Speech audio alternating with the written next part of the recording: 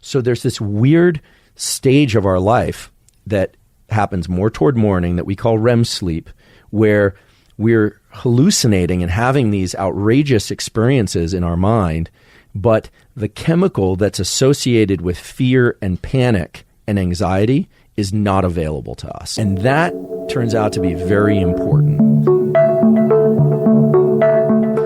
REM sleep is fascinating. In rapid eye movement sleep, there are a couple things are happening besides rapid eye movement. The main ones are that they're in contrast to slow wave sleep, serotonin is essentially absent.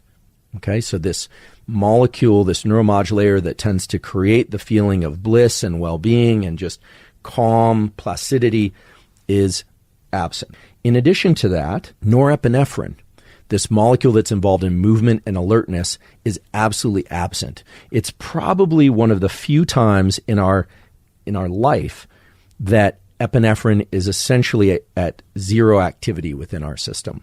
And that has a number of very important implications for the sorts of dreaming that occur during REM sleep and the sorts of learning that can occur in REM sleep and unlearning. First of all, in REM sleep, we are paralyzed. We are experiencing what's called atonia, which just means that we're completely laid out and paralyzed. We also tend to experience whatever it is that we're dreaming about as a kind of hallucination or a hallucinatory activity. So in REM, our eyes are moving, but the rest of our body is paralyzed and we are hallucinating. There's no epinephrine around. Epinephrine doesn't just create a desire to move and alertness. It is also the chemical signature of fear and anxiety. And that turns out to be very important. And you can imagine why that's important. It's important because it allows us to experience things, both replay of things that did occur, as well as elaborate contortions of things that didn't occur. And it allows us to experience those in the absence of fear and anxiety. And that, it turns out, is very important for adjusting our emotional relationship to challenging things that happened to us while we were awake. Now, probably immediately some of you are thinking, well, what about nightmares? I have nightmares and those carry a lot of emotion, or sometimes I'll wake up in a panic. There's a good chance that nightmares are occurring during slow wave sleep. So nightmares very likely in slow wave sleep. In fact, that brings to mind something that I've mentioned once before, but I want to mention again.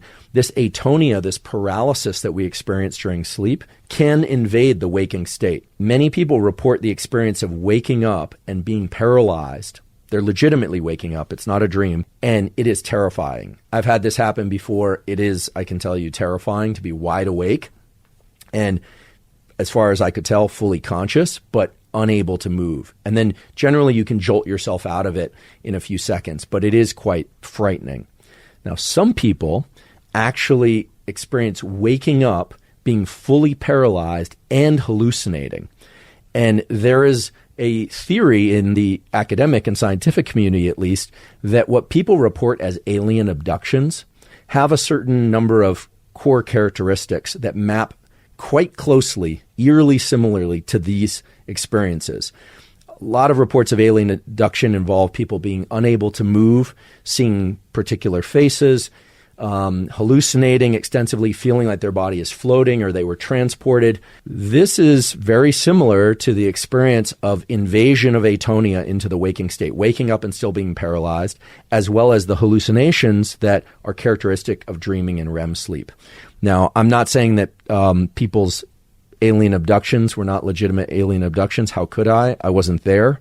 And if I was there, I wouldn't tell you because that would make me an alien, and I wouldn't want you to know.